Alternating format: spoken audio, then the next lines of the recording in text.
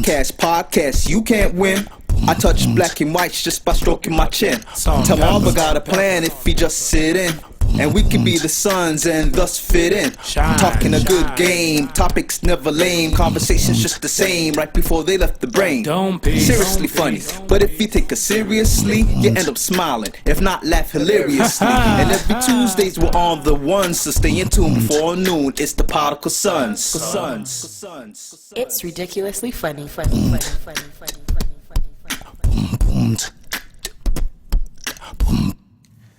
Welcome back to the best no judgment zone space in the world, where neither of us have law degrees. I am marvelous. And I'm not your average Joseph, and we are the Podical Sons. Let's start the damn party. What's good with y'all? To you lovely folks and stuff, whatever, who's been rocking with us. 99 episodes on the wall. 99 episodes on the wall. 99 podcasts. This is probably the one. Yeah. And yes, like, subscribe, comment, give us your ask the sons questions, all the static and rhetoric, all that type of stuff. Keep it going. We like it. We're ready to go at it. It gives us a little charge, a little fun, add to the monotony, breaks up a little fun, still adds to the humor, still with the substance. So we like all that type of stuff for that. We welcome the party. We welcome it and everything and stuff, whatever. So let's get to the shits. Get started? Yeah, let's talk about the questions first. All right. So the questions of the week and stuff. So like the Monday was can you be rich if you work hard? Is that a yes or that's a no for you? No. I agree. Let me hear your answer though.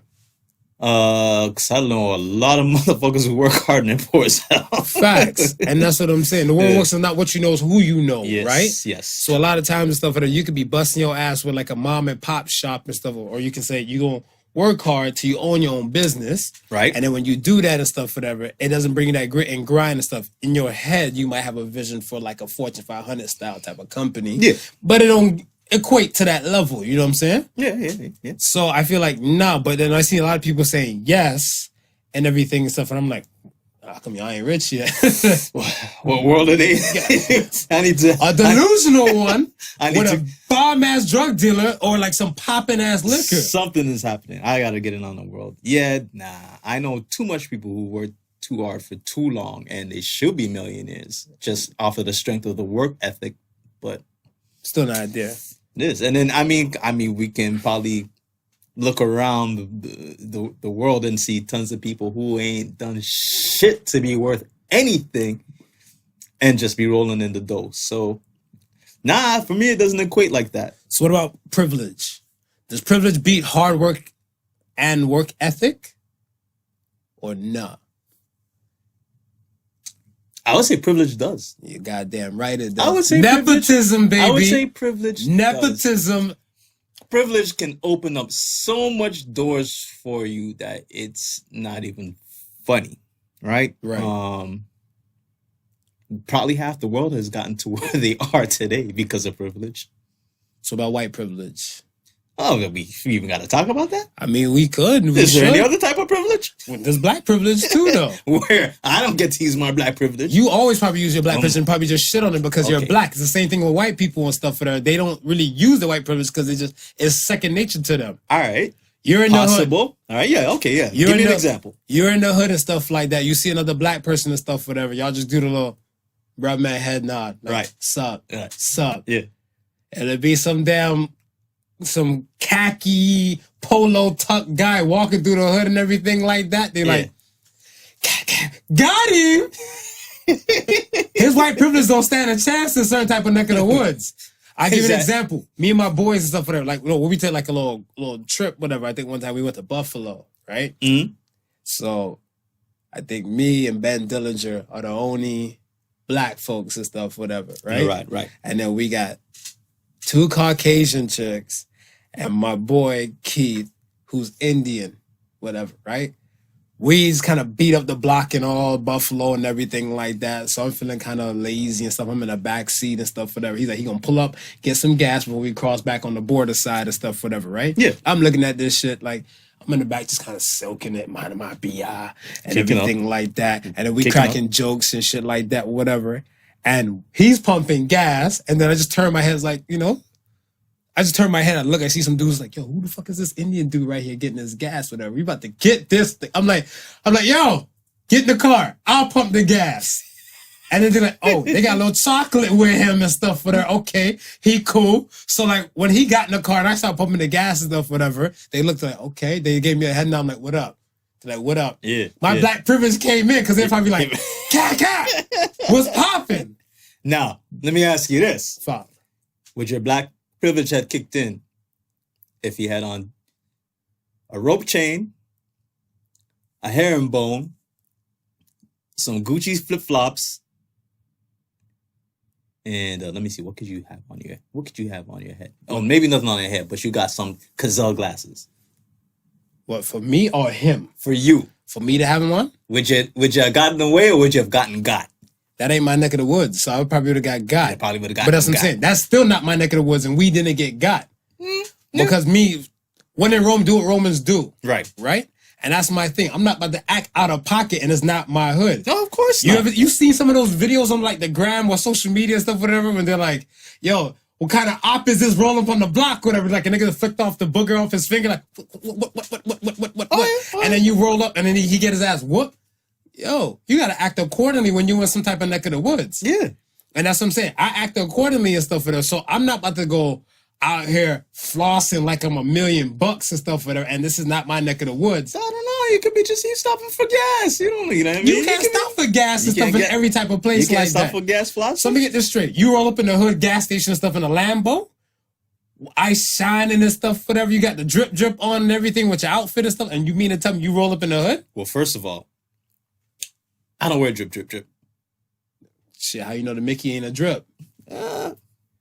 If they gonna get me for the drip, Mickey drip, they ain't got the Mickey drip. They might know. It start from that, though. Listen. I fear no place for me to go. No place for me to go. No. I ain't saying you gotta fear nothing. For me to go. I ain't saying you gotta fear nothing. You gotta be cautious. Because at the end of the day, if you not from that neck of the woods, trust me. But you gotta be cautious leaving your house. You gotta be cautious. You gotta be cautious, period. If you're gonna get got, you're gonna get got. I give it to you. There's places where it can happen more than other places. Okay. Situations where it can happen more than other situations, but I don't live by that rule. First of all, I'm not leaving my house in anything flashy that I know that I don't need to have on. Right? So if I'm gonna rock jewels as I'm gonna have a destination to be going to. Right. Right? That's what I'm saying. Yeah. Why would you go get gas in the ghetto? Where in front you want a Robin Hood, steal from the rich or take from the rich and floss in front of the po, when it's the have and the have-nots, and the have-nots is gonna make sure they have what you got. Oh, but that's what I said. The have-nots won't see me with what I have, and that's what I'm saying. It's not. That's what I'm saying. Like, it's with the acting accordingly. You're saying exactly what I'm saying. Yeah, and that's what I'm saying. Like, yo, they look at it stuff as like, why do you got it? I don't got it. Let me get what you got. Right. So that's what I'm saying. It's not about like you having a fear of going anywhere. Yeah. It's about at the end of the day and stuff, whatever. You don't know the circumstances what's going on in that neck of the woods, and then you to plop yourself in there and stuff, whatever. It's a different kind of vibe. But I'm gonna plop myself in there with nothing that they can have. Nothing they can. And that's what I'm saying. Like, look, I remember one day I took one of my cousins and stuff with me, female and stuff, whatever. We go to Cleveland and we go to like this corner store, like, way in the cut and stuff, whatever, off St. Clair area and stuff, whatever, right? Shout out to St. Clair. And we over there and stuff, whatever. And I warned her, I'm like, yo, you articulate yourself a little bit different. Yes. Okay. Right? So I'm like, I'm gonna need you to whisper to and fro to me. If you need something, you want to know some things and stuff, whatever, right? Because even me being in Toronto and stuff, whatever, I guess my accent's kind of blended. You know what I'm saying? She's like, cool. We get in the store. Oh, what's this? They're like, yo, this is a white chick in here? That's the first thing the whole store turned around, whatever, right? So everybody's looking like, and then they see her, I'm like, oh, niggas don't listen. People don't listen. So now everybody's like, where are you from? Where are you staying? Yeah. And it's her demeanor to be friendly. Of course. So like how it's her demeanor and stuff to be friendly and stuff now, whatever. Now you got Tom, Dick, and Harry and stuff trying to like look and follow and lurk. Mm-hmm. And I'm like, yo, that's not the attention you really want and whatever, because much as we even walk to the spot. So you don't know who might be watching this stuff, whatever. And that's it. And that's what I'm saying. Like, yo, you not from that neck of the woods. Sometimes you have to act accordingly. Oh, 100%. But some people don't do that. Well, some people don't know how to act accordingly. That's facts. Some people just don't know how. That's some facts. people don't know. Some people don't know how to be anything but themselves. Which is cool. Which is cool. Which is cool. But you just can't be in certain situations or certain places. Right. If you don't know how to act. Right. Yeah. Yeah. No, I agree 100%. I agree 100%. So then now the other question and stuff was the true or false. Most men are liars and most women will hold themselves accountable. True or false? False. You said false? I said true. You said true? I said true. Yeah. I said true with no hesitation and stuff, whatever. So I'll tell you why I said true. Okay. Why I said true and stuff, whatever, because you got a good portion of dudes and stuff, whatever. Dudes lie about damn near everything. I feel like it's a woman do, too. Yeah. It's not a gender-specific thing. Nah. But then if we're looking at, like, what do the genders tend to do a lot, whatever, I feel like a lot of times and stuff, whatever, a dude will hold himself more accountable to a situation and stuff, whatever. You cheated. Why did you cheat? I fucked up. It was a hard time in my life. I was weak. I was vulnerable. He'll hold himself accountable for that shit. Yeah. Whatever, right?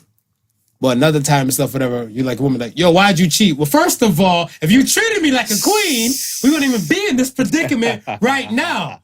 But it's all your fault, whatever. I'm like, wait, what? The fuck is it my fault? You know what I'm saying? Dudes will lie, women lie and stuff like that. I feel like we lie, but it's an art form for women. I feel like because when we lie, it's kind of like, I want to say to a basic type of degree. And I feel like some women and stuff will go into detail on a different kind of dance. To be like, where you going? If they know for a fact they about to go do some fuck shits, I'm going over to such and such house. Her girl want me to do this, to do her hair. I'm gonna go crimp her hair. I don't even know what fucking crimp means, and do all this type of stuff and everything. So she's giving you some falsified information. So you're full like, Monty. Yeah. And you're like, seems legit. Fuck it, run with it. Have a nice time and everything like that. Where you going? I'm about to go to smooth spot. For what?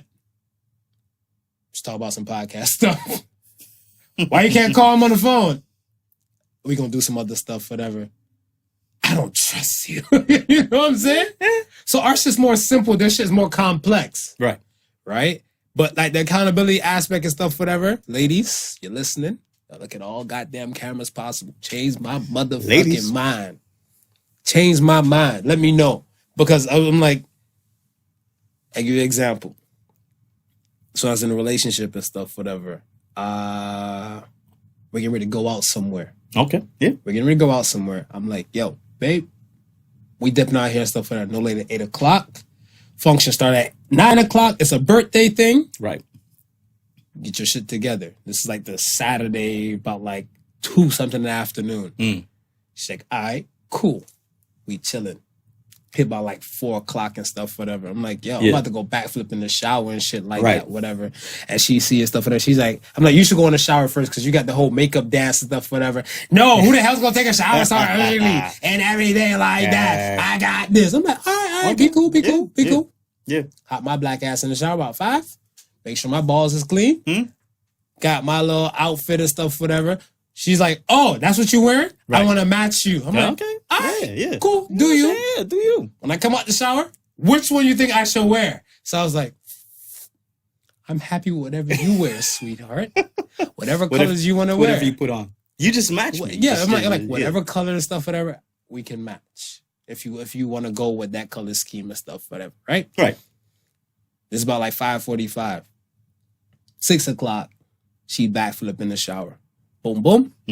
Me, I'm partially dressed because I remember like I was watching Sons of Anarchy at the time and stuff, whatever. So I'm like, let me go back to watch Sons and stuff, whatever, because I know I was like, go Power Rangers. Boom, boom, boom. I get dressed. Yeah. I'm ready to go. Good to go. She now come out the shower and now it's makeup time. No, of course. Yeah. Thank shit don't take 5 minutes. We know. That shit don't take 5 minutes. So she never. going in, whatever. So I'm looking like, okay. It's now 7:05. Outfit's still not picked out yet. So I said, all right, I'm gonna put my pants on. I'm gonna put the shirt. I'm not gonna put the shirt on yet. Whatever. I'm like, you still not ready? If you start rushing me, I'm like, hold the fuck up. 2:00 in the afternoon. I done told your ass. We got somewhere to be for 8. It's 7:05, and I'm asking you not ready and stuff. Whatever. She's like, it's a West Indian woman. You can tell the kiss teeth was extra long. So I'm like, all right, you know what? Fuck it. I ain't gonna say a goddamn thing. So I put on my shirt about like 7:30. I'm like, yo, I'm pulling up the whip. She's like, all right. Then I'm like, you want me to carry anything and stuff, whatever? No, I got it. She came in her car, 7:50 with an attitude. I'm like, what are you angry about, whatever? You're rushing me. 2:00. Hold yourself accountable for something, please. Please. I don't know what to tell you, Mark. I don't know what to tell you. Change my mind. Change my mind. So, next topic. You know, well, you didn't tell me. You didn't tell me why. You didn't tell me false. Oh, why you say false? Because women need. Listen, man. Women need. What are you, baby talking? Men don't always lie. No, I didn't say always. I said most. There's a good portion of men that do lie. A good portion of men that do lie. Yeah. But then I wouldn't say most. No, actually, we probably wouldn't say good portion. Because we don't know a good portion of men. At least I don't know a good portion of men. I do. I can say, honestly, I've met women that probably lie just as much as men. And you're right. They are a little bit more skillful at it. But then I've also met men that can't accept accountability. Absolutely. So for me, it's I think for me it's kind of even, and I'm just basically just going off of like my experiences. Right. That's what I'm asking. But typically you would tend to think that, you know what I mean, like majority of men will probably lie when they don't need to. And a good portion of women just won't accept accountability. If we're going off by just how we know the characteristics of male and female. So you said there's still a portion where women don't hold themselves accountable regardless, but you're saying that the portion of the men not lying and stuff, whatever, men keeping it real, that's why you made your statement false. Yeah. See, ladies, y'all still don't hold yourself accountable. Either one of our eyes. I don't know what to tell you, ladies. No further questions. Let's get on with the show. I don't know what to tell you, ladies. Ding, ding, ding, ding. Wakanda. R.I.P. to Chadwick Boseman, man. R.I.P., man. Thoughts and prayers to his wife and his family. Straight up. After his loss and his battle to colon cancer and stuff, whatever. And before we go any further, just this is a good time to just remind men out there again, listen, get yourself checked. You know what I mean? Get a was it colonoscopy? You don't have to do that till you're 50. You don't have to do that till you're 50. So, would you recommend doing it prior to being 50 or?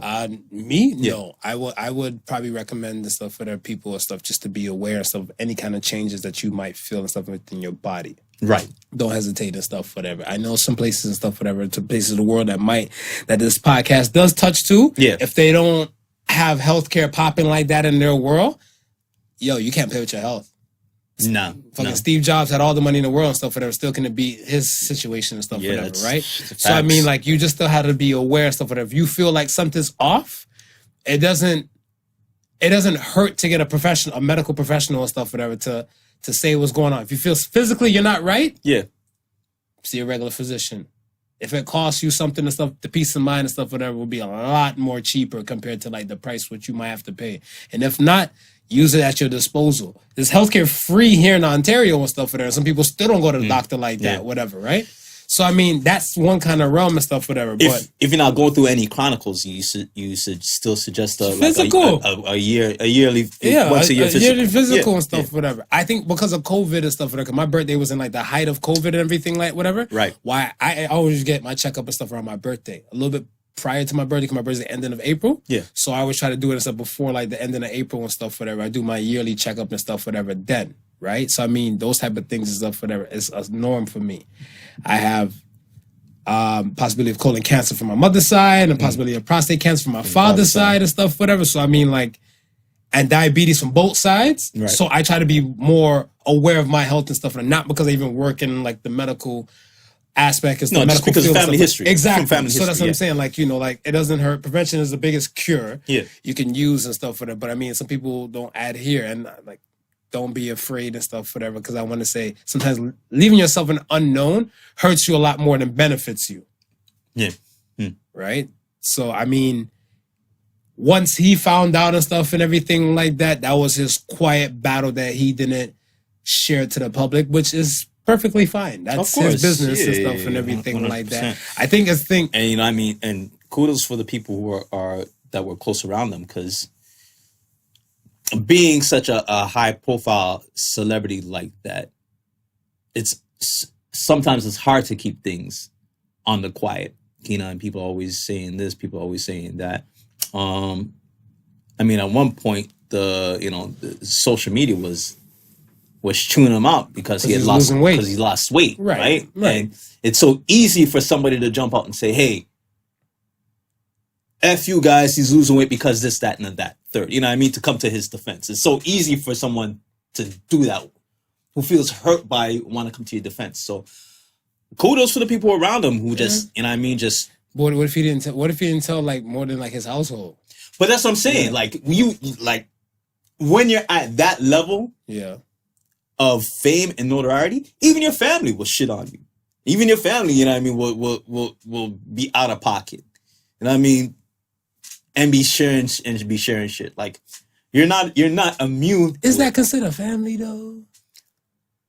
Just because you share blood though, that don't really make you fam. Like that's what I'm saying. Like that's a questionable moment and stuff there. Because my thing and stuff is that we have to have this. Like I told you, my issues and stuff. One of the things and stuff is family. Yeah, family is like, and to me should be like clan. Like this is our business and everything like that. We got to build us for us, like some FUBU shit for us by us. Right. You know what I'm saying? So I'm like, we have to operate in this kind of state of mind and this realm and stuff, whatever. And if we're not doing that in a form of togetherness, whatever, and you want to do shit for the benefit of you, that's not family.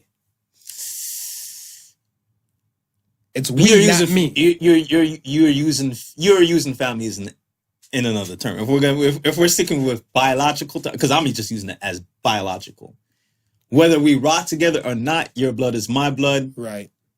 Family. But you don't even have to tell the biological family and stuff. And that's what I'm saying. No, well, you don't. Exactly. You don't have to tell biological his family. household and stuff, whoever's in his household are probably the only ones that know. Yeah. So even the biological family and stuff for that probably don't even know shit. Yeah. And that's what I'm saying. So if you know that the biological and stuff, whatever, the bloods don't even need to know and stuff like that, whatever, and they can say all they want. The household knows, done. Yeah. Done. Yeah.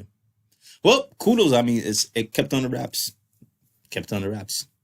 So, okay. So my thing and stuff for that, is it, you know, a lot of people and stuff for that, they feel a type of way and stuff, whatever, the fact that he passed and they don't even know him. And my question and stuff for that, is it normal to be distraught after celebrity passes? As if the person was a friend? I think so. Yeah? I think so in passing. Sponge on that for me. I don't feel like that. Because here why I say I think so. It's part of human nature, and it's part of that compassion in you. Not everybody has compassion. Not everybody has compassion. Not everybody has empathy like that. But hear me out. Today, right? You may not know anything about a person, right? Mm-hmm. They might not even be on your radar, right? Okay. That person passes tomorrow, right? You're like, oh shit, that person passed. I didn't even know that. I just knew him from this movie, that movie, right? Then for the entire day, the next 2 days, maybe the next 3 days, you don't you don't get anything but information about this person. Right. Right? You find out this person's a philanthropist, right? You find out this person is big in Japanese culture, goes to Japan, right? Find out in his spare time he likes to draw anime, right? Mm-hmm. He likes to walk into the park and look at lotus blossoms when they bloom, right? Mm-hmm. All these things that appeal to you, mm-hmm. right? You start to find out. Mm-hmm. Then you start to see character-wise what this person is like, mm-hmm. right? And these and some of the character qualities that this person has, you admire, right? You've never known this before because you've never had the time, or you never even thought of just investigating that person. But now you see qualities that you admire, stuff that you can look and admire and kind of grasp on. Mm-hmm. And then once you see that, once you get to that point, then you start to think to yourself, oh shit. Well, if that's the type of person he or she was, mm-hmm. wow, what would they have been if they had more time? What would they have been if they had did so and so? Shit. We're kind of similar in certain kind of ways. I see myself in this way. You know what I mean? Mm-hmm. They see themselves in, wow, it's a damn shame that the life got cut short. You know what I mean? So it's after reviewing all these things, and you kind of that person becomes personified and a little bit more personalized. Yeah, I think you can lend yourself to that, man. Especially if it's somebody who is almost in a similar like situation or a similar built to you, where you can almost see yourself in that person. Like Nipsey Hussle's passing. Mm-hmm. I think I respected him even more after passing because there's so much stuff that I found out about him. Right. So much stuff that just came to light, that shit that I respected. And I would have been like, oh shit. Now I'm really sad that he passed because I didn't know all of these things before. But to see all these things, where he was heading to, how he was gonna get there, how much that would it would influence so much other people around him. Damn, I'm sad at this loss because it would have meant so much. I feel like a lot of times stuff, whatever, it's kind of like a broad thing. They say, don't talk bad about the dead. So they're going to always bring the good to the light. Right. Of whosoever that passed and stuff, whatever. Right. And I agree with you, like the similarities and stuff, whatever, that you might share and stuff like that, where it might heighten it up and stuff like that. But that's going to add to a person taking on useless weight that they don't need to take on and stuff within their day or in their world and stuff, whatever, with me. Because my thing and stuff is that I still have to function day to day with my own type of life. Yeah. And now with this extra weight and stuff, whatever, this might hinder me from doing other things that I need to do personally within my life, where me and this individual and stuff, whatever, never interacted on a personal kind of level. Yeah. So, I mean, mental health is a hell of a thing and stuff, whatever. And, like, you got to choose what you give real estate to and stuff, whatever, especially within your mind. True. And I feel like if you're going to take something on, like, pertaining to, like, grief is heavy. Grief is very heavy. Grief is heavy. So if you're going to take on something and stuff where it's going to have, like, I want to say, a body of grief and stuff forever in your head, how long are you keeping this thing for?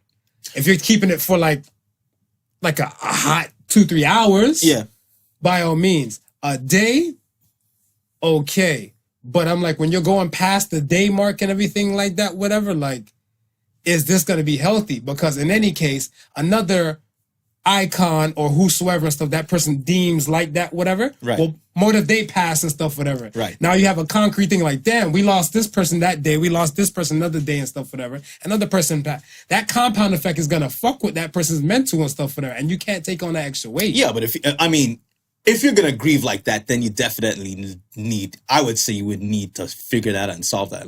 I'm like looking at people grieving like that, or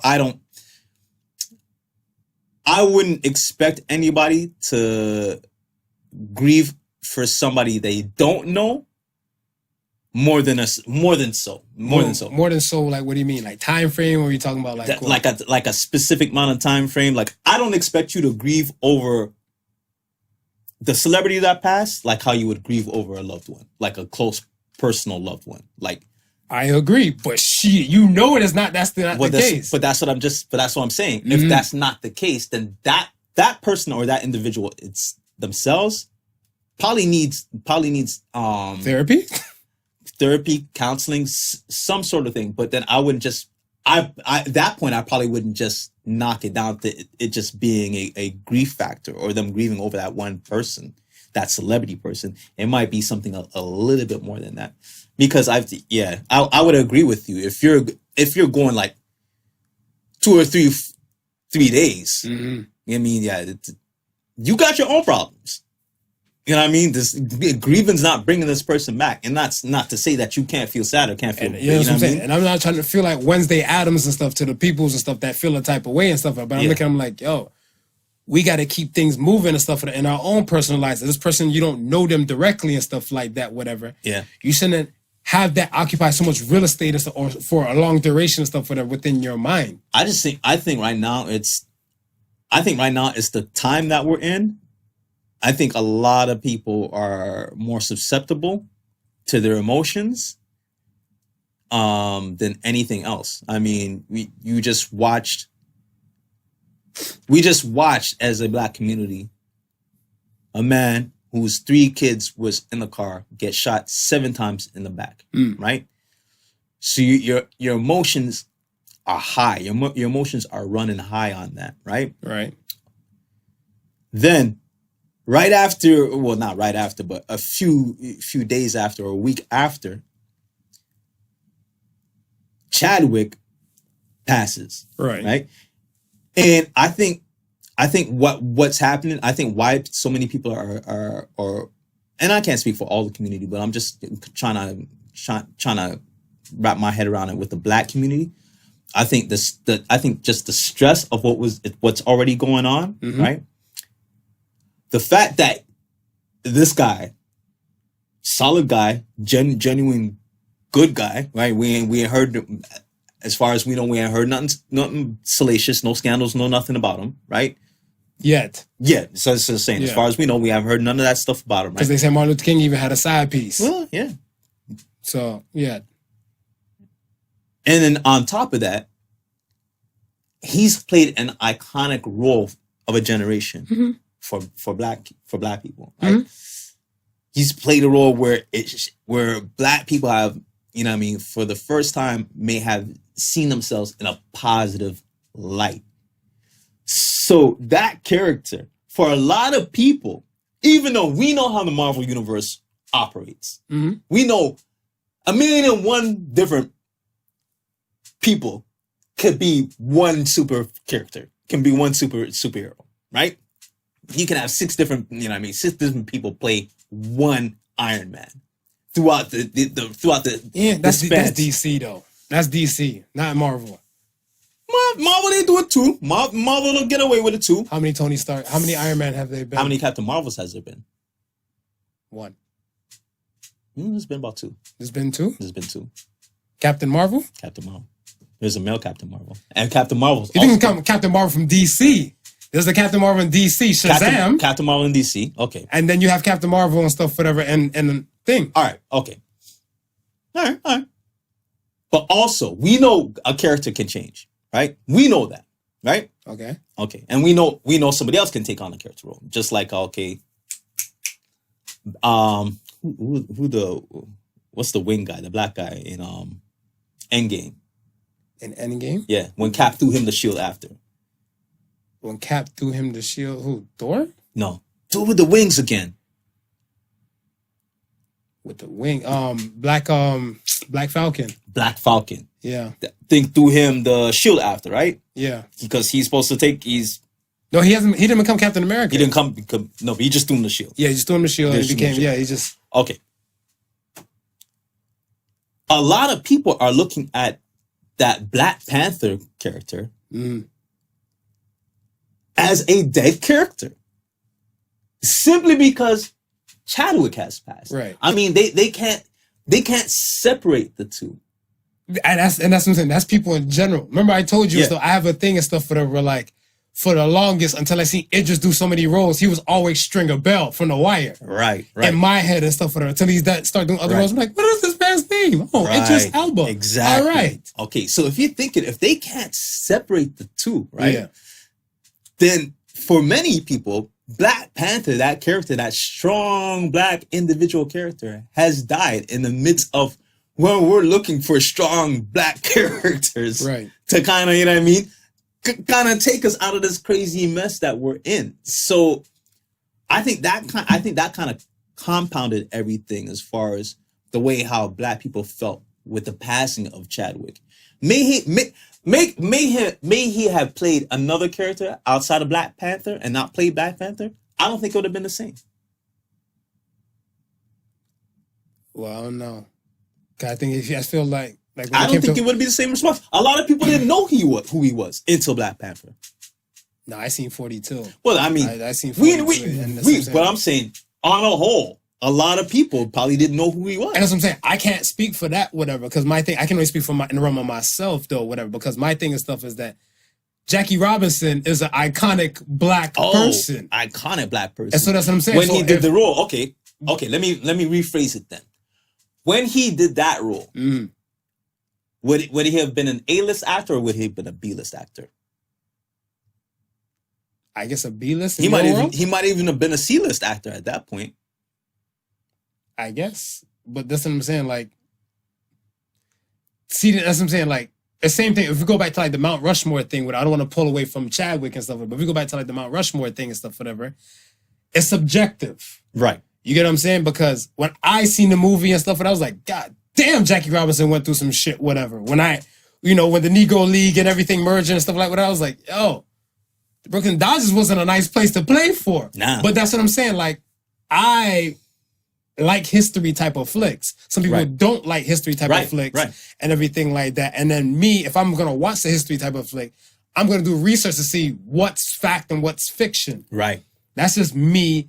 I can only speak for myself. Yeah. I can't speak for anybody else and stuff for them. Now, if no one else paid that attention, like even right now as we speak, somebody might be like, oh shit, let me go watch 42 and stuff right now. Be like, damn, he did a good role in this too. Yeah. And then he gets kind of boosted up and stuff in their world. But my thing and stuff is that I speak for myself. I take in a movie and stuff for them, and I just look at it and stuff, how that person personified the role if I knew about the person. Right.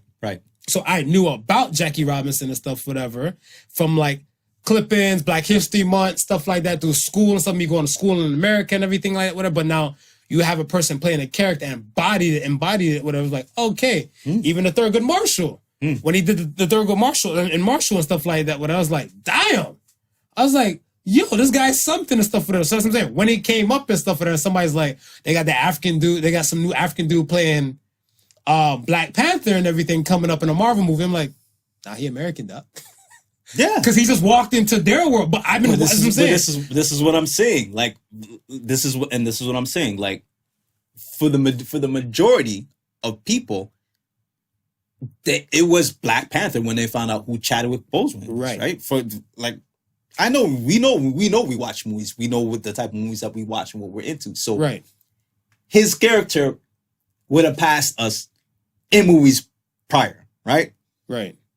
I mean, you know what I mean? If you're looking at white America, how many people really watched the Jackie Robinson story who weren't probably concerned with baseball, right? How many had really watched a Thurgood Marshall story? But a lot of people are into Marvel, so they're gonna go watch a Marvel film. I guess you're right and stuff to that extent with the Marvel piece and stuff for that, but I don't know, like there's people and stuff that's not black that march with Black Lives Matter. So in any case and stuff, whatever, anything that might be history and stuff, whatever, for them to have to be informed. Yeah. Or that could have even been something and stuff for them, whatever. Like, well, my father always watched baseball. I heard him talk about this Jackie Robinson dude and how great of a player he was. And they watched the movie on Just Cuz. And they're not even into the Marvel Universe and stuff like that, whatever, right? Right. I don't know why it's popping, but, preference. You know what I'm saying? It's subjective and stuff, whatever. It's choice. Yeah. So my thing and stuff is that me personally and stuff, whatever, I don't try to take that weight on and stuff, whatever, to somebody that I don't know. Yeah. Because the people that I do know and stuff, whatever, I feel like their thing will hold more weight, but the world still spins. Yeah. And to the people and stuff that I do know and stuff, or I do have interactions and stuff with, whatever, I can see why that will hold more weight and time and stuff, whatever, because I know personally of what the good and stuff, whatever their thing and stuff is. That's why when a lot of times when people pass, I always say thoughts and prayers to their family and friends that know them directly and stuff, whatever. I'm not saying the people and stuff who didn't idolize them don't feel a type of way. Yeah. I can't speak about like Amanda Seals and stuff, whatever, breaking out in tears and praying and stuff, whatever, for that situation and stuff, whatever. But I understand because I'm listening to what you're saying, pertaining to like Jacob Blake, then the kid, the Kyle R, who shot up the people. Yeah. And now you have another situation like when we're losing a black person and stuff, whatever, days from apart from each other within the course of like 5 days. Yeah. It's a lot to take on a mental. So it's a lot. So, I mean, It's a like, lot. yeah, that's what I'm saying. Like, what are we all taking on stuff on our mental and stuff for them? Like, what are we doing to stay strong or to be mentally strong? You could do push-ups to get physically strong, but what are you doing mentally to get mentally stronger? Yeah. Any suggestions? Hell yeah. Fuck social media. Decompress. You cuss me all the time while I'm not on social media, stuff like that. I get cussed by other people and stuff, whatever. You need time for your brain to recoup from some of the shit out there. You probably got a lot going on in your 8-hour work day, much less with not including family life and commute. And then now here you are gonna plug yourself in and stuff, whatever, to a world that might, depending on what you follow, depending on who you might follow, might give you a stream of positivity and uplifting, or they might give you some dark shit to just bring you further down to like what your day was. Right. So I suggest you got to take the time yourself to take a deep breath, process of where your day is and where your life is and stuff at that moment. Because if you have a lot of fuck shit out there and stuff, whatever, and you're not certain what might pop up on your timeline, yo, go for a DVD or something like that, whatever. Go for a walk or something like that, whatever. Things that you have more control over. You have no control of what you might see in your timeline. You might think on my timeline, I might have some happy-go-lucky shit, and then I show you what stuff, whatever, like, you know, a midget getting drop kicked in the face by a grown-ass man. And you look like, damn, that's fucked up. I mean, I might find that shit kind of hilarious. You might say, you narcissistic bastard, how could you? We run the Mighty Midget Mafia together. But at the end of the day, you don't know. You can't vouch for what I might post. Well, here's my thing. Here's how I deal with social media stuff. IG as well as Facebook. That is social media, fucker. Like, yo. IG is and as well as Facebook. I watch for posts, and I'll watch your posts, right? If I see 5 posts that come up on my timeline from you, that does not uplift me, does not put me in a good mood, does not keep me balanced in some way, shape, or form, I unfriend you. Tread carefully, fucker, because you post on like multiple platforms of the same damn thing. Listen. Tread carefully, fucker. I like how you say 5. Listen. So you keep it under the limit? 5. Bag of shit. Go ahead. I unfriend you. You see? I unfriend you. I'm just, you know what I mean? Like certain outlets, I don't follow. I should follow them because of what we do. But certain outlets, they just post bullshit. I'm not into, so I don't follow it. Right. You know what I mean? Like, just exactly for the same reasons what you just said. I don't absorb certain things on social media. The shooting. With the kid. The No. Which shooting? No, Bro, there's a lot of shootings out in these streets. I can't remember the name. He just got 7 in the back. Oh, Jacob Blake. I have not watched the video yet. Okay. I have not. I heard when my wife got the video, and she started watching it. And the first thing when she started watching it, the first thing I said was, "Don't watch it." It's the first thing I told her was, "Don't watch it." And she's still like a moth to the flame. Like a moth to the flame. Still watched it. Janet's like a moth to the flame. Then burned by the fire. after she watched it, she got burned by the fire. She was just wrecked for like a good 3-4 hours. Like, I'm like, No, I can't subject myself to that. I won't subject myself to that. You know what I mean? It's like I'm at that point where I don't want to see or take in any negativity for the health of my psyche. Just like what we're saying. And on the flip side of that, I'm not out there posting bullshit either. Bullshit's kind of fun though. It's kind of it's fun. No, don't get me wrong. When I say I'm not out there posting, when I say posting bullshit, I mean not something that is. I know it's just gonna wreck people, wreck some people. Right. You know what I mean? I may have a higher tolerance than others.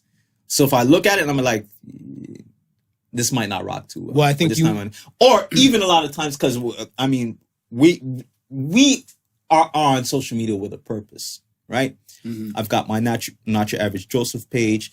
I've got the Podical Sons page. I've got the background noise page. Both pages, all to do with just business is what we do with, right? And we just pump this, that, and a third through those pages, right, to get the attention to those pages and the business. We don't do it for ourselves. We're there on it with a purpose. Right. Not that I'm against of anybody else who's on the social media platform being social. I'm just there business wise. So all that other extra shit, that's not gonna improve me mentally, physically, or business wise, I don't need it. Fair. So okay, since we on the James Blake thing, let me, R.I.P. Chadwick. R.I.P. Chadwick, man, and Wakanda forever. Before we go on, do you think Marvel will chill out for a bit with the? Hell no, money got to be made. Well, that's the same thing I said. So yeah, money got to be made. Same thing I said. Money got to be made. Like I said, the world still spins and stuff, whatever. Right. And if you die and you look here, man, the illest thing in the world, stuff, whatever. I had a veteran woman tell me this and stuff, and I adhered to it to full extent. She's like, if the Pope dies today, they wait a few days before the white smoke go up, and there's a new Pope and stuff in the office. Yeah. Okay. Yeah. This is a Pope and stuff, whatever. The person that goes around the world, loves by the world, by damn near the whole Catholic faith. If they don't waste time and stuff for the Pope, why do you think they'll waste time and stuff, whatever, to replace Chadwick? Nah, I didn't think they're gonna waste time at all. And let the church say amen. I didn't think they're gonna waste time at all. I'm just thinking people are gonna be, and like I said, when my wife was like, "Oh, they gotta just retire Black Panther," I said, "No, that's not how comic book. Are you dumb? That's not how comic book world. Are you dumb? Are you dumb? They just replace that person with another person. Man, look here. This is comic book world. Look here. Terrence Howard, I like Terrence Howard as an actor, but I'm a Don Cheadle fan. Yeah. So when the first Iron Man had Terrence Howard, I was like, as War Machine, I was like, possible War Machine. And he's like, I'm going to get my turn. And then became Don Cheadle. I forgot about Terrence Howard. Oh, yeah, shit. Iron Man had to come on fucking TV for me to realize oh shit. Yeah, he was in the movie? He was Rhodey. He was Rhodey. Yeah, he was Rhodey. So I was like, oh shit, my bad. But like I said, they waste no time to replace him. Whatever, right? And whatever fits and stuff that they'll just act accordingly and stuff, whatever, to that. Right. So that's it. Back to the James Blake thing and stuff for that. My thing and stuff is when the James Blake situation kicked off, I feel like nothing's shocking to me anymore with the police. Do you feel like the police and stuff are intentionally trying to start a race war? Because you got to be a dumb cop. A dumb cop. Are they dumb? Are they dumb? Listen, man. Listen, when I talk these things, it's always, it's coming smooth with this conspiracy theories again. But listen, I can't find any other logical answer than you're trying to just rile up a certain segment of the community. Like I can't see it any other way, Marv. Like, you know what's happening. You know the state that we're in. Right. There's people watching you. Yeah, I say the same thing too. I mean, but that's why I feel like it's an intentional thing. But this is what I'm saying. There's people. If there's people watching you, and you're not even saying, "Oh, maybe I might not want to do this because there might be repercussions." You're not even caring about the repercussions at this point. What? That's what I said. I feel like it's a race war. Like they're trying to spark the tension and keep the tension and stuff going. I feel like they're trying to spark the tension as well. Yeah, I feel like they're adding fuel to the fire and stuff. And then I feel like I don't think. Let me watch my words carefully in this case and stuff, whatever. I don't mean to watch my words, but I feel like the people shouldn't get riled up or super excited anytime this comes up. Right. This should use the fuel to their fire to start try and go for the political changes or the change to actually make this shit happen and stuff, whatever, right? Because my thing and stuff is that the same people that might walk and protest and march and everything like that, are these the same people stuff voting, utilizing the powers that they have today to help make these changes and stuff, whatever. Because some people just go out there with a mask on through these COVID racial times. Yep. Black Lives Matter. Yep. Black Lives Matter. Yep. Take some hours into the sun and then go get something to eat and then go the fuck home and have the photos and stuff. We were there at the march and stuff, whatever. But I'm like, what are you doing to make that real change? Yes, your voice has been heard. What are you doing to make the real change? And that's what I'm saying. If the real change, like in a political aspect and stuff, whatever, or I guess in this region and stuff to kind of get these cops and stuff, whatever, not defunded, reallocate the funds. Right. Fuck are we doing? Because this is always going to happen. The list is growing with bodies. The list is growing with bodies. No. The list is growing with bodies. We got to do more political aspect shit. Yeah. Over the marching shit. Are we still? I hope we're still not marching. I hope we're still not marching. Are you done? I hope. Are you done? I hope we're still not marching. Are you done? You don't see this shit? Look, man. They marched here in two places. Look, man. Downsview Park, downtown, over James Blake. Oh, they fucked up some police last night. Everywhere. Portland got it too. They fucked, yeah. But this is what I'm saying now, right? Okay, so we're at the point now where they're starting to fuck up some police. Is this what they're looking for? Yes. Final answer. I can phone a friend 50-50 and use a damn lifeline. Yes, and yes. How long is it?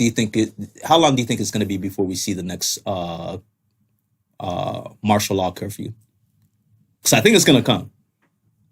Yo, I can't speak for that. I don't know. To be honest, I don't know. I didn't think martial law aspect and stuff whatever yet because I feel like right now it's more a crisis in America. Right.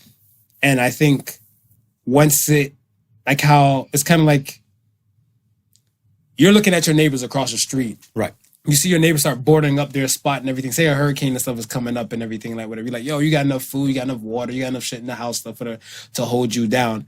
You didn't think about buying any boards and any woods and everything like that because you're good. But you see your neighbor and stuff now prepping like their house stuff for this shit, whatever. And you're looking like, oh shit. And then now you start setting up your shit, whatever. So other countries and stuff watching America or even specific American cities like, I guess from like the Minneapolis to like the Kaloas to everywhere and stuff, whatever, like seeing this shit, then other places and stuff, whatever that's not, they're like, yo, they can start prepping for war just cause, or start prepping for protests or vandals just cause. So right. I think like it's kind of like you follow suit in what you're seeing and stuff, where they'll be like, oh, we don't want that shit to happen to us.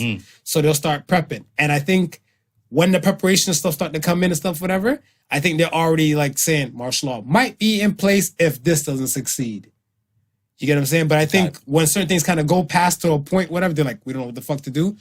Lock everything the fuck down and just do that. So I don't know. But that's just my opinion and stuff on it, whatever. But I mean, I look at it stuff like, yo, I think this has a run that might take all the way to the election time.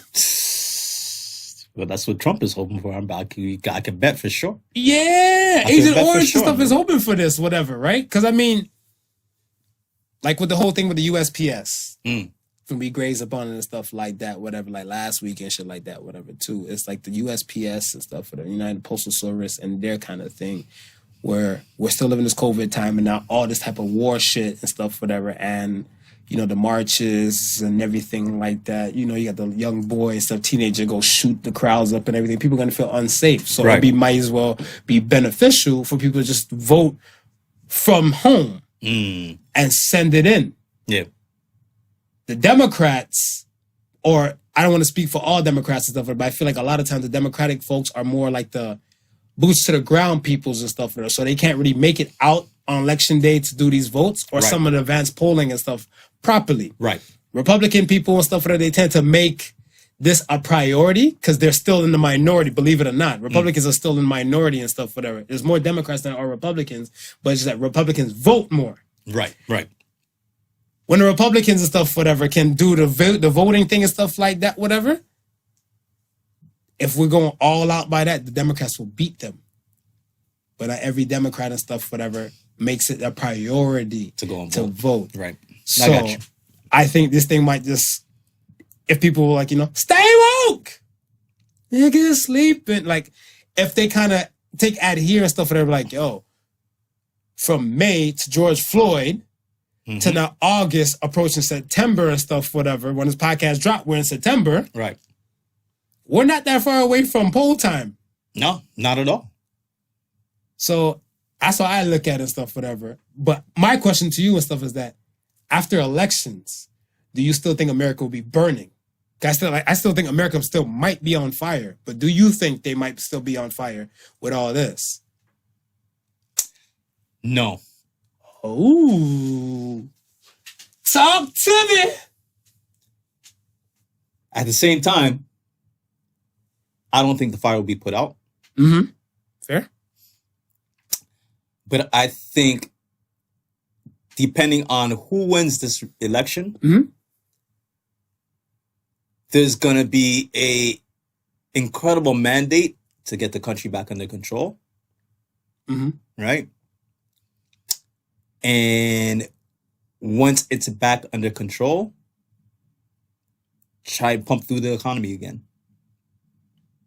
Wait, what? Try and pump through the economy again. So you're saying who should try and pump it through? Whoever's going to be in office, whether it's Republicans or it's Democrats, they're going to quiet this to the point where it's not a problem because they want people back in the economy, running the economy.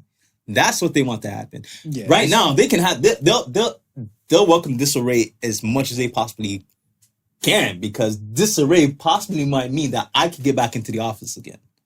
Right? Disarray might possibly mean that maybe there might not be a vote for me to even have to worry about. So this will allow disarray now. But once I'm solidified, I sit in that seat. Oh no, we gotta have the country running top shape again.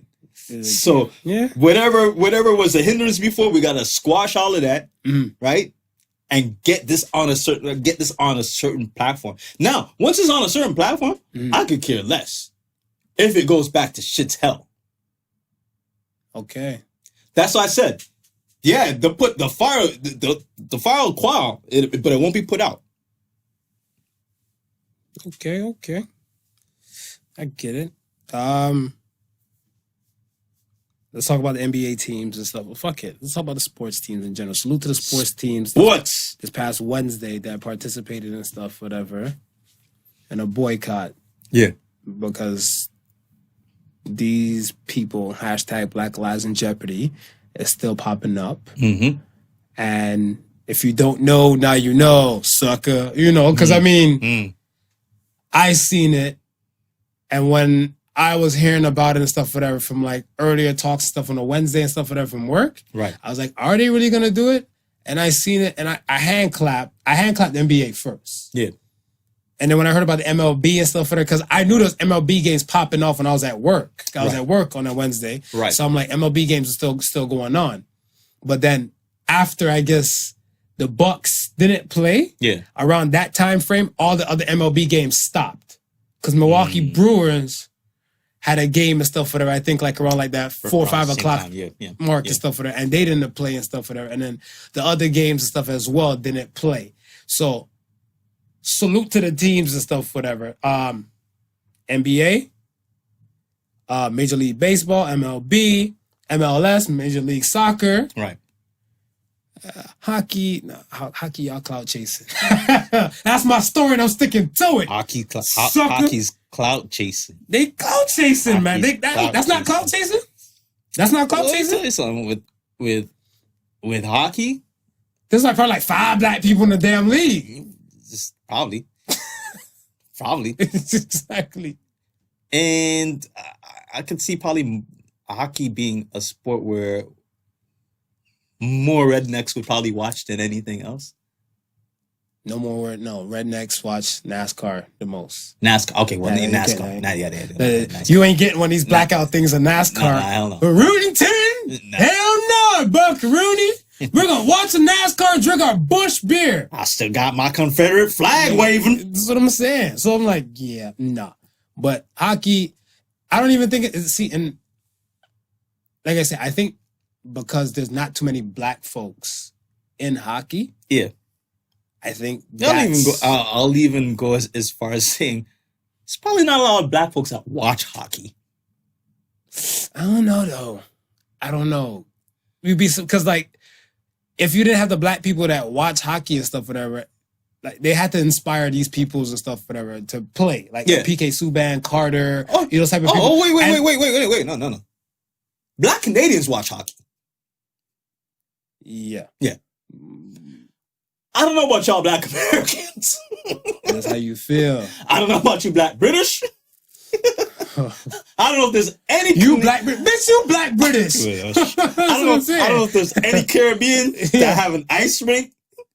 Nah, they might make a freeze or a kiss skull. they might make a kiss skull. As far as we got was the bobsled, man. That's the far as we got. I know. That's it, man. The bobsled. Cool runnings.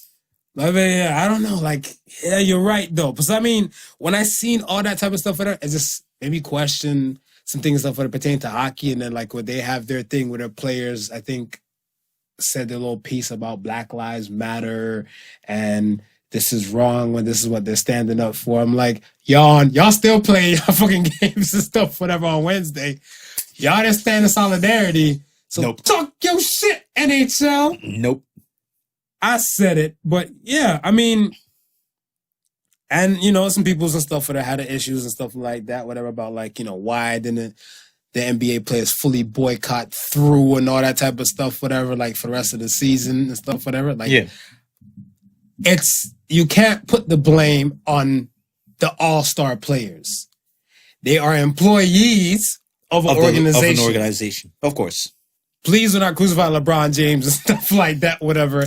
He don't dictate, because if he say he gonna sit out, they gonna find a replacement for LeBron James. Oh, yeah. So I feel like a lot of people and stuff, whatever, have to understand and stuff, whatever, like, or get the concept and stuff through, that it's the organization and stuff like that trying to make this thing. The players and stuff, they be like, all right, you know what? Fine, fuck it. Y'all want to play? Yeah. Y'all B-string people ain't making the money compared to the A-string people and stuff, whatever. Y'all want to eat or not? So it's still going to function and stuff, whatever, regardless. And I'm pretty sure the A-string are not going to like the results because it's kind of like a shoulda, woulda, coulda thing. Right. I understand the stuff, whatever. And they did make a statement with shutting down some shit, whatever, and made a hell of a thing. Just like the Blackout Tuesday thing made a hell of a statement and stuff. I don't think maybe I don't want to say just for the year, but I want to say for a good duration and stuff, whatever. That's going to make a statement and stuff, whatever. Because even, could you imagine, like, how Instagram and stuff and other social medias be like, a year ago from today, and you see a black square, like on some people's feed and stuff, like, oh yeah, Blackout Tuesday, repost that bitch again in 2021. You know what I'm saying? For the year ago, it was that. And that might be immortalized and stuff, whatever, forever on social media and stuff, whatever, right? So, I mean, those things did make a statement. But we cannot make a statement, immortalize. Mm-hmm. Do you think it's enough to help make a change? No, I'm going to use this as a start. And should we really depend on these people to make about the change? Oh nah. I think Because I think that's part of the problem too. Yeah, like, that's exactly we're putting too much pressure on these guys because we feel like, yo, they're in the limelight. They you know what I mean, they can draw the most attention to the situation. So yeah, this is what it is. And I gotta turn around and say to myself and look at that person and say, listen, you feel strongly about this, right? You say if everybody plays their part, it'll affect the change. Why don't you not go to work tomorrow?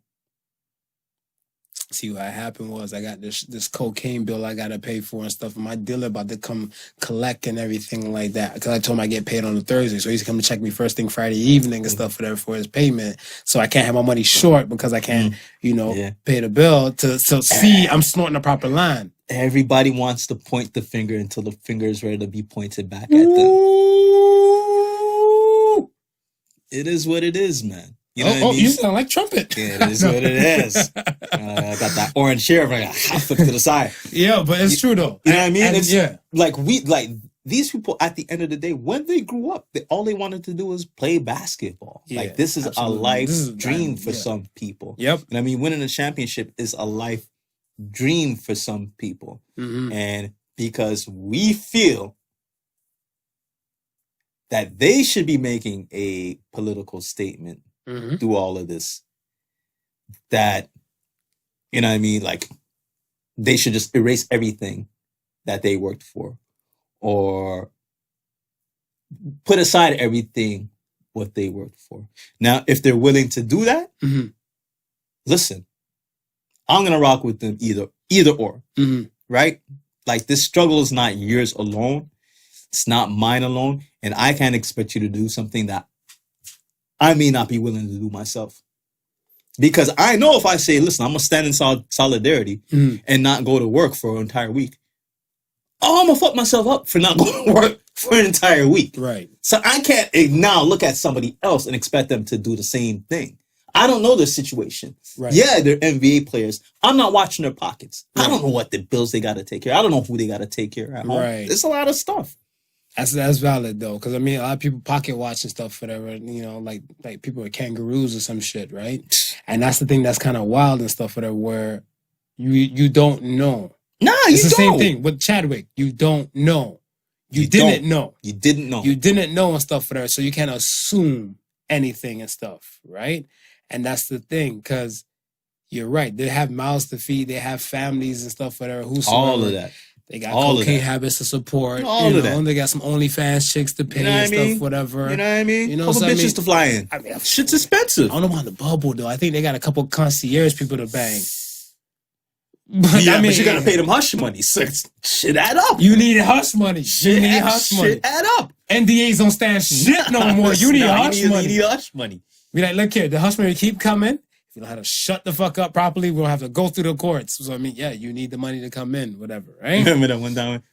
R.I.P. Kobe. Remember that one time when Kobe shit on Shaq? And he said, oh yeah, Shaq all said all you gotta do is slap the hush money. Right? Right? God had that hush money. But no one bring that up when Kobe passed, though, whatever. We all knew that. We know. Mama mentality, though. We kind of brushed that one to the side. That's what I said. The good comes up when someone passes and the bad kind of just get swept underneath the rug. I mean, sometimes it might be some kind of wild kind of behavior and everything like that. Yo, let's talk about behavior. No. You and I, after the fucking podcast last week, we got into a conversation with your wife and a friend about behaviors of human beings. Of course. Whatever, right? Right. We do beatbox on some real shit besides the microphones and stuff. We give y'all people we give y'all people some time to breathe from us and stuff, this whatever. Is it, man. But sometimes the convo be a little spicy. This is just a clip of our lives. But our lives continue outside of the cameras. Facts. And Facts. Yeah. We do communicate during the week and talk to each other and all that type of stuff, whatever, too. But, so you as an OG to me, when it was said, I was talking to a woman and stuff, whatever. Right. And she said, women exhume some toxic behavior and some men should not stand for it. And I said, Thank you. A woman acknowledging women. Admittance. Yeah. Admittance. We like that. Owned it. She We like owned that. it. We like that. She's like, and I'm like, yeah, some women are toxic. And then your black ass across the table and stuff is like, you can't call women toxic, Marv. I was like, why not? They call us toxic all the time. You can't call a woman toxic. She even backed me up. She's like, yeah, you can call a woman toxic, whatever. Not knowing she set me up to get lynched. You know what I'm saying? She basically is trying to lynch her brother and stuff. So I'm looking like, you know, can't tell me nothing, man. You know, I'm a little motivational videos and stuff. You know, Eminem 8 Mile Mirror moment and stuff, whatever. Like, yeah. I got this. You got this. You got this. The Monday now. My black ass and stuff, whatever. Went to go meet up with a lovely woman. Okay. So I said, she did something and stuff, whatever, that wasn't to my liking. Okay. But I said, you know what? Let me fuck around, play a joke. You know, I'm a natural asshole and everything like that, whatever. I said, what you doing right now? It's kind of toxic. Oh, shit. You know when you watch like those movies and like they're in like a battleship and it's like, danger, alert. Bruh. The whole background changed and just went fire red. Hermagerd. Yo, I'm there like this. I'm like, her face went like this. She's like, toxic? Toxic? Did you just call me toxic? So I'm looking like, I start sweating. At that point, Marv, the rest of the world went black. And it was just you and her target. Just you. Yo. Only you. She shut down. Whatever the fuck she was on, we were in her kitchen. We were in her kitchen and stuff, whatever, talking. Oh, Lord. And I'm like, you was in the kitchen? The knife work, the pot work. God, bro. I was thinking Medea, you know? What is it? What is it? Grits and skillet. That's what I was thinking of stuff. And I was like, yo, I'm just joking. And she's like, I just heard this deep ass breath. You play too fucking much, Marv. Yeah. You know, she called me out my name. You play too fucking much, Marvin. Yeah, you lucky you got the joke in before the pot started I was like, swinging. oh, Lee. So I ran up, I gave her like a little hug and stuff, whatever. I was like, oh my God. Damn, you can't take a joke. But in my head, I was like, whew. Tell the people what the fuck I did the next fucking morning. You called the OG. I text your shit bright and early. I'm a man of principle, damn near invincible in my own mind. Now that my soul is aligned. And I was like, wrong is fucking wrong. Dearest cousin,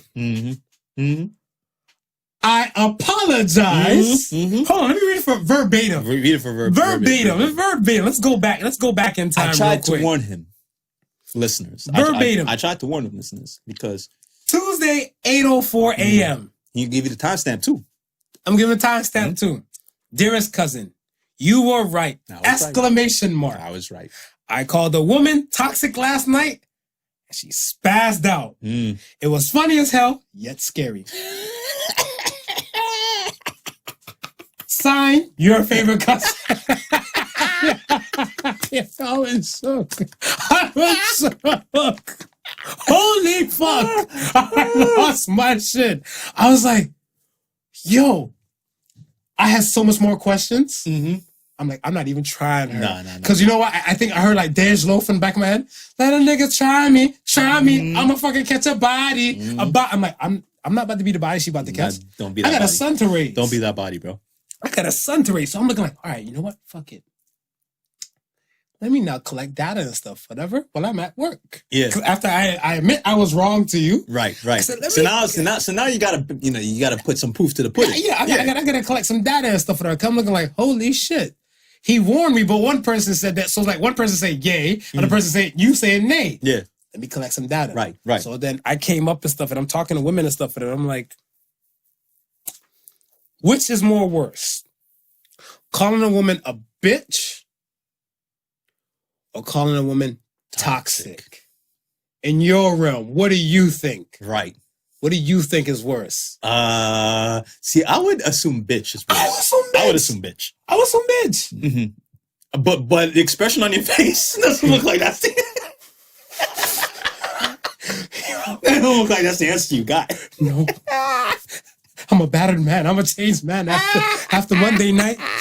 As saw things, massa. I saw things. I tried to warn you. I was a scared massa. I tried to warn you. Yo, it was a different dance. So when I'm asking women and stuff, whatever, and I realize this stuff, whatever, you know what? I feel like it's a generational thing where I'm going to say older generation or, like from an older generational state of mind. Yeah. Bitch still holds more weight. Right. Yeah. Bitch still holds way more weight than toxic. Right. So like, I want to say kind of like my zone, because I'm a millennial, you're a Generation X. Right? The millennials and even the generation after, toxic is king. And it was so weird to me and stuff, whatever, because I look at it and stuff, I feel like I had to separate the two. Like, why bitch is more worse and stuff for that. And a collective response to saying bitch is an attitude and toxic is a personality trait. It's more like a trait. So that's why, like, like in using it in context and stuff, whatever. Right. Like, like, you'd be like, damn, you acting like a bitch right now. Certain women will take it, whatever. They're like, so what? I'm a boss ass bitch. Right, right. They'll just take it like a champ. Right. You being toxic, I feel like a biohazard like tattoo should be on some chicks back of their neck. But I feel like this. If you react, you can call me gay. I'm not gay. Yeah. I'm not gonna flinch. Yeah. You can call me a sorry ass excuse for a father now, whatever, right? Yeah. I'm not a sorry ass excuse for a father. Yeah. But it's something to the realm and stuff, whatever, and everything like that, whatever. Like you might say, yo, you a shit Call of Duty player. Excuse me? Have you seen my kill to death ratio? I annihilate people. Don't ever disrespect me. Put some respect on my name. You see the difference and stuff, whatever? Right. Because I'm feeling like I can compete with the best of them, but you're not about to disrespect me and stuff like that. Right. Truth kind of hurts. Right. I know for the past few weeks, I haven't put that much time and stuff into my Call of Duty skills or something like that, whatever. So my skills could falter. Right. I might play a game, I might get my ass whooped and shit like that, and I feel a type of way. Yeah. Whatever, be like, yo, I got to get back on this shit full time to kind of get my skills back up to par and stuff, whatever. Because it hurts. It hits home. Right. If toxic hits home, ladies and gentlemen, you are toxic. I don't give a fuck. Yo. So that's at so fucking marvelous. You pussy. He does have his own IG. He does have his own IG page. He's not on Facebook, but he does have his own IG page. And I believe in you, women. I believe in you.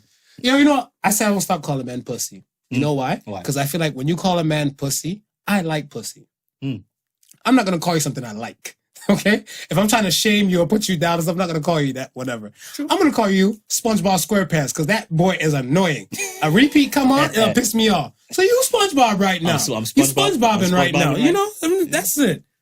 But I mean, and when I start talking to other women and stuff, whatever, like throughout the whole course of the week and everything, like even like last night. Yeah. Last night when I was out and stuff, whatever, yo, woman told me straight good. She like, look, Marv, I'm gonna need you not to use that T word back in this spot. It went from, it was okay to use, remember, back in the day, it was bitch, and then it was the B word. Yeah. She's saying bitch freely last night, but the T word. It became T word. So I was like, oh, how the mighty have fallen. So I was like, and then she started talking about other women and stuff for her who might be T word. Whatever, right? But I'm like, I think we're criticizing the stuff for that. And I think we shouldn't criticize on the peoples and stuff, whatever, if you don't know them. Right. Because I feel like a lot of times stuff where people just tend to use words kind of loosely and freely. Yeah.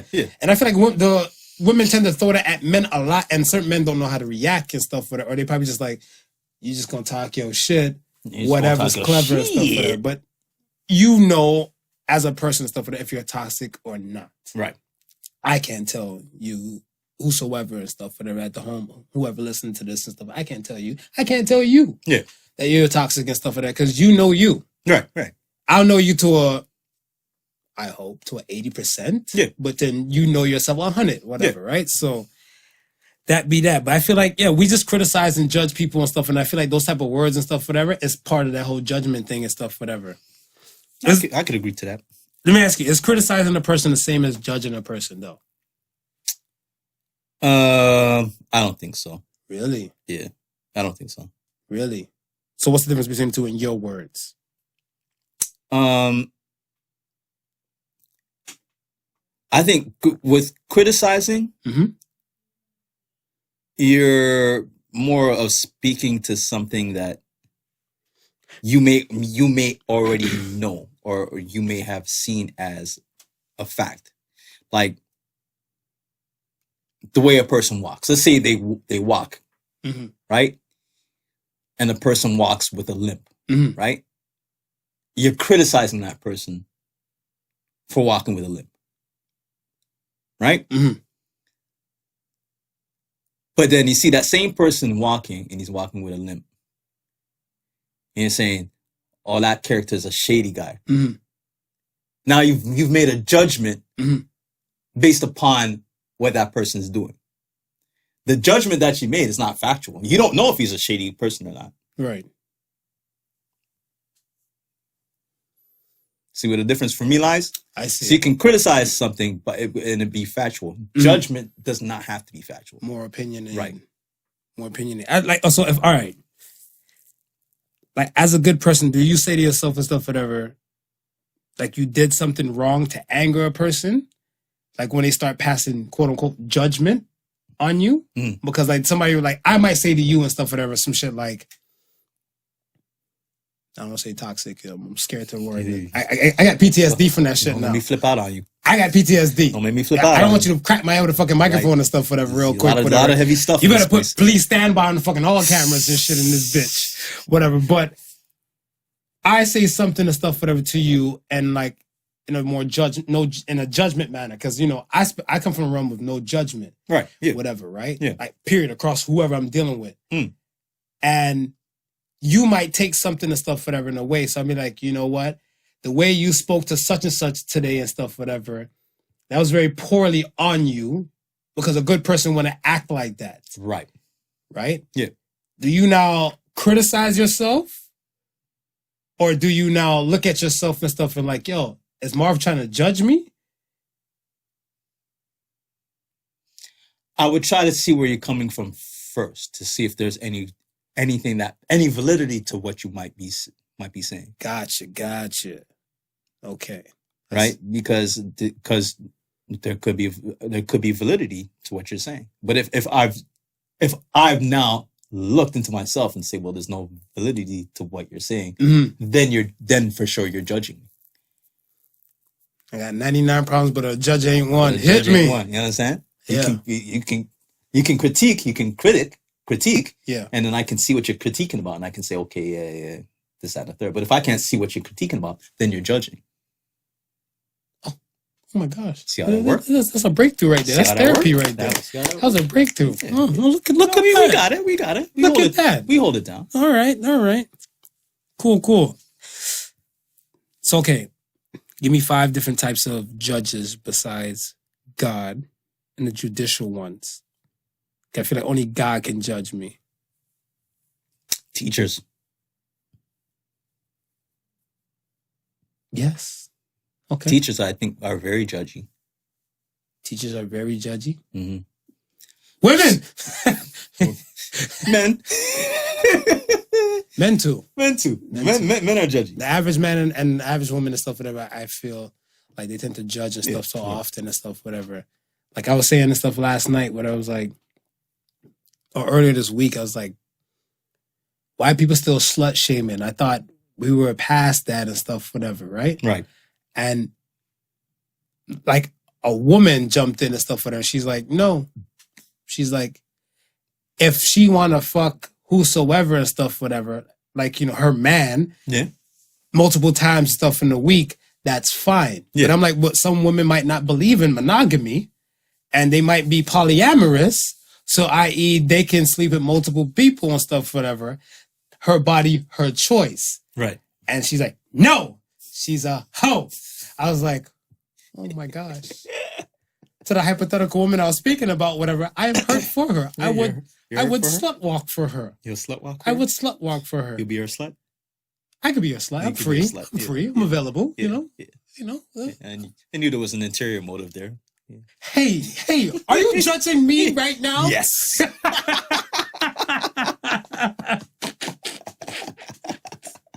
Smooth as a judge, that's too. for damn sure. Smooth as a judge, too. There's supposed to be a no judgment. Not your average Joseph. You want to sell me up the freaking river? Yo, there you go. Judge Dredd. He has his own side, folks. Judge You Dredd. gonna get his ass. IG me, not your average Joseph. I mean, yeah, I feel like the judging and stuff, whatever, we gotta stop that, whatever. Like, I feel us as people and stuff, whatever. Like, do you think it'll come to a time where we'll stop judging people and stuff like that? No. You think that's part of human nature? Human nature. We just have to make peace with it? Human nature, human trait. We have to learn how to not be a hindrance. So how do we train our kids and stuff, whatever, to not worry about the judges or quote unquote what the kids will deem as haters? How do we teach them? Because they're coming up in the world. Yeah, no, you just gotta instill your children with as much confidence as possible that outside opinions do not affect them, because you're not gonna stop that. Yeah, exactly. Everybody's always gonna have an opinion, Something to say. always gonna have something to say, right? It's how you allow that to affect you is where it's gonna be. It's where it's really gonna make a difference. You're either gonna sit down and let that person beat you down to the ground and accept that, or just ignore what they're saying and just believe in you and just let it be like air touching the skin, man. there you go. Just let it tap and just keep it moving. Keep it moving. Yeah, like I said, you can't take on the weight of so many things and stuff that are in your head. You got to choose who you give real estate to. William Shakespeare, hate me or love me. You love me, I'm in your heart. You hate me, I'm on your mind. You got to pick and choose who you're giving real estate to. You know what I'm saying? Especially within your body and stuff, whatever. So if you feel like, you want to wear your khaki Speedo and stuff, whatever, to work on Business Monday and everything like that, rock that shit. Timbs, though, you rock it with the Timbs? That khaki Speedos with the Timbs could kind of work. That can work. That could work. That can work because they know Maybe you a about car, business. maybe a car hat jacket, the heavy car hat, you know what I mean? Yeah, that can work. That can work. Yeah. I mean, it's still too warm for it, but Still a little bit. I mean, if you're throwing on the Timbs, you getting close. We're heading to September. We're going to sweater weather. Sweater weather. Okay. Let's get to the question of the week and slide out soon. During these tough COVID and racial times, what is the whitest thing that you do? Oh shit! Check this shit out. And I seen this on IG. See what I mean? Now, see, this is a perfect example why y'all should be on IG. Yo, I seen this one video. So apparently, you can make grilled cheese with spreaded mayo on the outside of the bread instead of butter. Did you know this shit? No. Nah, neither did I. White people are at its finest. Yo, so what does that do to the pan, though? Well, apparently, it doesn't burn as quick. Oh, are we using mayo or Miracle Whip? Mayo. That's a good question. Oh, you didn't see what they spread it on and everything like that? It's a Miracle Whip mayo? No, I think Miracle Whip is kind of like a dressing type. Yeah. Mayo's mayonnaise on the Miracle Whip. I feel like it's the same thing. I say it's the same thing. Miracle Whip and mayonnaise is the same thing, man. In my world, it is. Anyway. Yeah. This shit tasted alright. Oh, you gave it a shot? Yeah, what I think I did do, though, was... you asked what kind of white people... Oh, yeah, my bad. You living in that realm. You living. So... I think what I did do, I think I spread a little bit too much mayo on it. So, I mean, it took a little while because the bread was kind of soggy. The firm up is nice, but yeah. I got it done. I was like, hey, this is some white people shit. Because I don't know that much uses for mayonnaise. I think... Except for washing your hair. Yeah. I think the whitest thing that I do... I'm not even gonna lie to you and stuff, whatever. Like, I think I'm sharing it to the world. But then again, I don't give a fuck. But now I have to switch on my MO and shit like that because I might have people like driving next to me and be like, "Oh, this is you?" With me, if it's like a day like a Sunday, Okay. I like to get in old school mode. I like to play old school shit, whatever. You know what I'm saying? Yeah. Before and going and everything like that. I like an old school vibe because I feel kind of nostalgic and it's like a psychedelic Sunday type of thing and stuff, whatever to me. I had a thing for that song, Rhinestone Cowboy. That shit slapped to me. Rhinestone Cowboy. Yo, it slapped. Glenn Campbell, R.I.P. You see, I even know he passed and everything too. And like, yo. You're serious. Yo. Hustle's the name of the game. Yo, and I'm in the car driving, fucking summertime, windows down on the highway, like a rhinestone cowboy.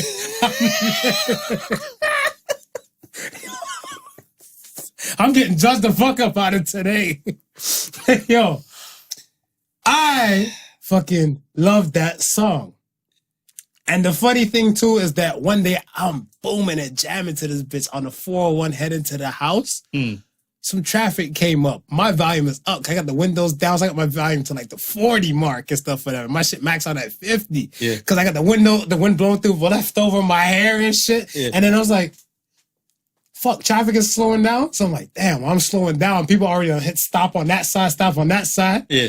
And then like, I want to say some goons to the right. So when I slow up and stuff, whatever, coming down to the crowd in the Star-Spangled Rodeo. Niggas look like, the fuck are you listening to? I just turned the volume down politely and just kept my head straight as shit. He was a rhinestoning at that point. Yeah. I was like, switch song. He was a rhinestone. I switch songs quick. And I think the next song He's like, I'm about to get got listening to this. They about to say, is he from here? Is he from here?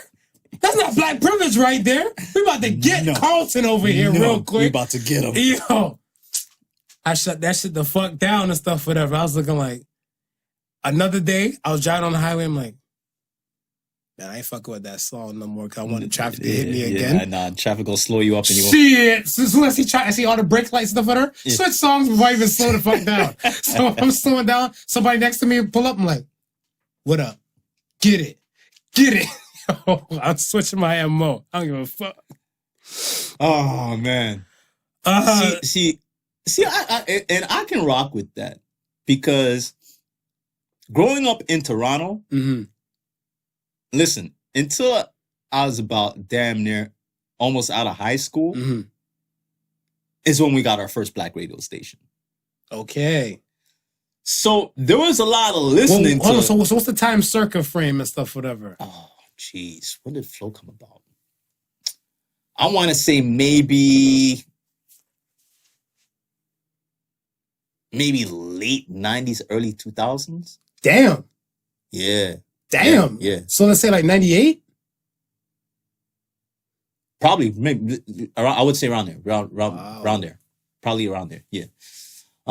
That's when we got our first black radio station. So a lot of times the radio stations that we listen to were top 40. You know what I mean? Because that's the only other time that we might get to hear some sort of pop music, maybe some sort of R&B music. Right. But just like everything else, it's whatever's top 40. So you would hear the Rhinestone Cowboy. You would hear what you know. Hey, it's my jam. Yeah, so we knew those songs growing up, man. See, and like, I come from a Jamaican culture and stuff, whatever, where like freaking Jamaicans next to reggae and everything. Like country is this. You don't play with Jamaicans in the country music. Exactly. Like even like I heard like a old reggae song and stuff, whatever. And I didn't know it was a remake to a country song, you know. When I see you smile, I can face the world. That's the reggae version. Yeah. But then when I heard the original and stuff, I'm like, that was country? Look, man. I was like, yo. Charlie Pride, the national hero. He ain't even Jamaican. Yo, but that's what I'm saying. Yeah. And mad drink people, old school drink people know some Kenny Rogers, the shit out some Kenny Rogers. Know when to hold them. Know when to fold them. You don't play with a Charlie Pride, you don't play with a Kenny Rogers. Yeah. So that's what I'm saying. Like, yo, I was dancing that rum and stuff, whatever, because it's in second nature. I'm not making no excuse, whatever. Like I said, the song slap, but I got to switch up my songs now and stuff, whatever. Because I might have people roll up on me like, yo, Marv, you not playing no Rhinestone Cowboy? Yeah. I'm just roll up my tinted windows. He's like, yo, we don't see no rhinestones on you. You don't see no rhinestones on your shit. I'm going to pull up my window now. Fuck that. Let's get to the Ask the Sons real quick. Yeah, let's get there, man. Ask the Sons. T Nasty says, if you switch lives with each other for a day, what are some things you would do? So if I was you for a day, I grumble on those early fucking mornings you wake up first and foremost, because time, by the time you start work, I'm still dreaming about damn tacos and strippers. Oh, well, strippers have tacos too. So I still be dreaming about those good things. Like, yo. But the fuck? Then I figure out this stuff for her, how hard your fucking day is. Your wife's an excellent cook. So I go home and stuff for her to a damn banging cooking ass meal and stuff like that. Cause ain't nobody cooking for me right. Me being single and shit like that. I gotta impose myself on a woman. Wait a second. Can I pick somebody else to trade with? Fuck you. You won't trade with me. You won't trade with me. I don't care. Well, if I gotta spend a day as Marv. You know, you always say I have too much fun at damn work any damn way. Yeah. No, I'm the reigning king of permanence, and people already know that. So the day's gonna be fun. I think I'd have a lit day. You have a lit day, you know? I'd have a lit day. I'd probably have to work on keeping myself out of trouble, but I would have a lit day. And remember, you are single, and you are dating during these tough COVID racial times. During these tough COVID racial times. So your plethora is vast. I might be Stockholm smashing. Hey! No. Okay. There you go.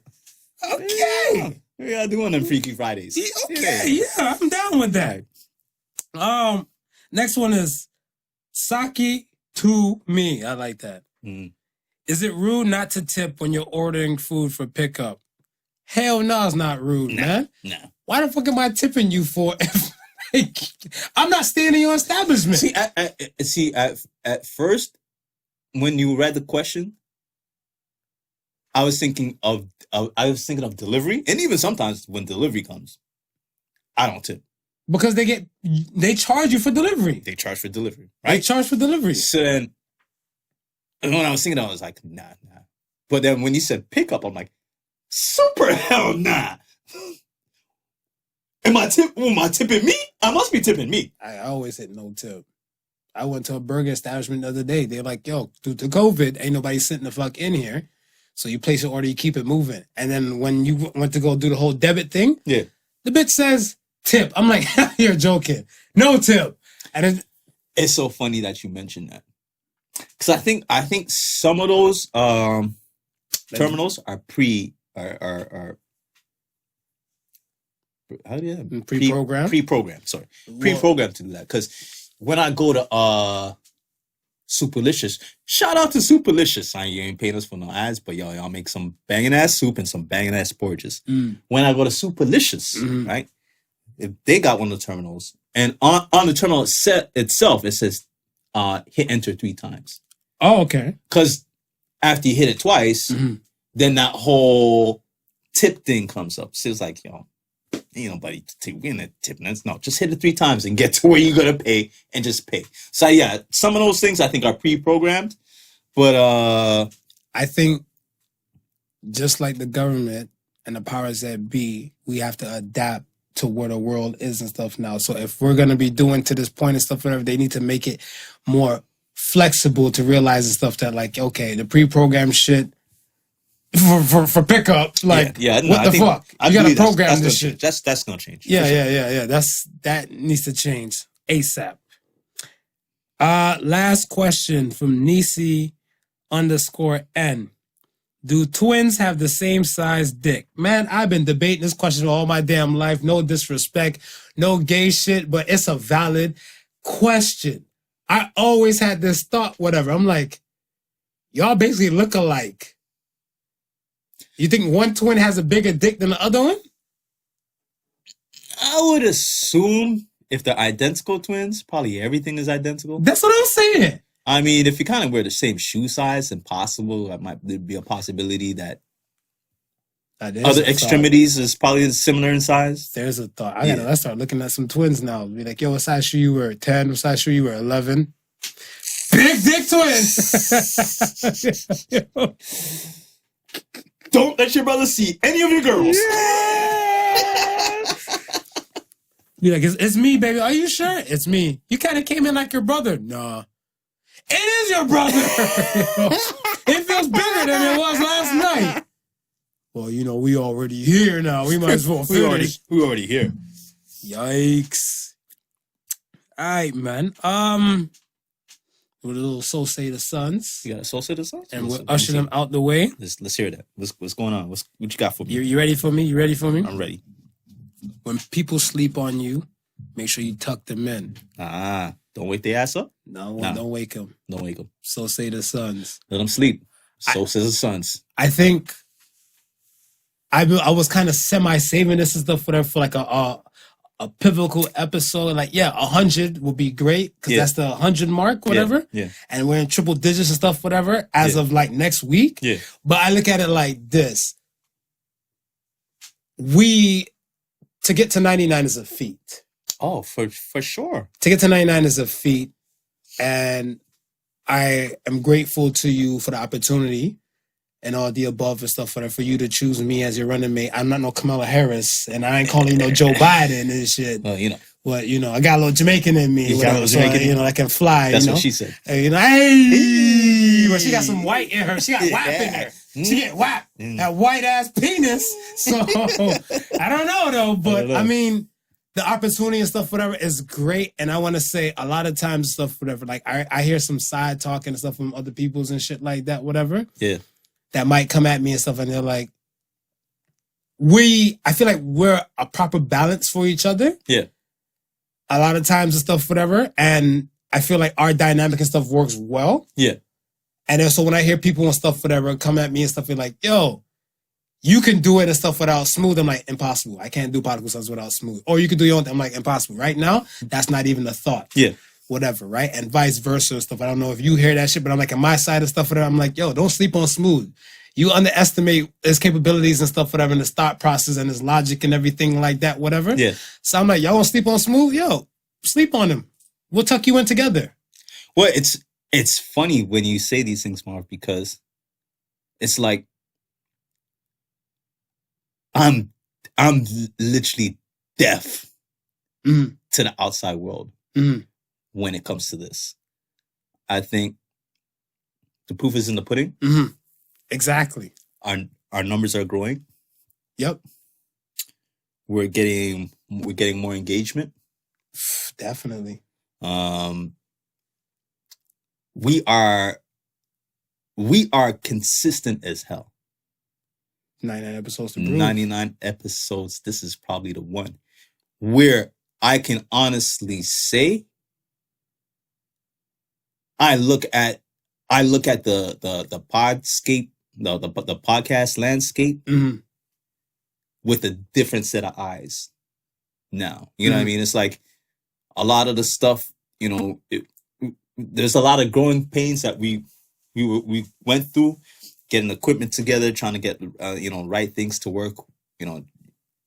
How should we set up? The days that we record on. You know what I mean? A lot of things fell into place. Yeah. Simply because we were consistent and we didn't budge from what we're doing. We did not give up on what we're doing. And we had our own shit going on in our own realm. Facts. And a lot of times I just look at it and say, there is a reason why I chose you. Because I wanted to reach this point. And I couldn't tell you if I'd reached this point, 99 episodes, with anybody else. Oh, Snookums. Movie case, you gonna make me cry. Well, dude, it's the type of person that I know you are, right? The type of goals that I know that you want for yourself, right? So when you align yourself with the people who have like mind, like goals, and so forth like that, everything falls into place. Yeah. It really does fall into place. So when they say they can see you doing a podcast by yourself.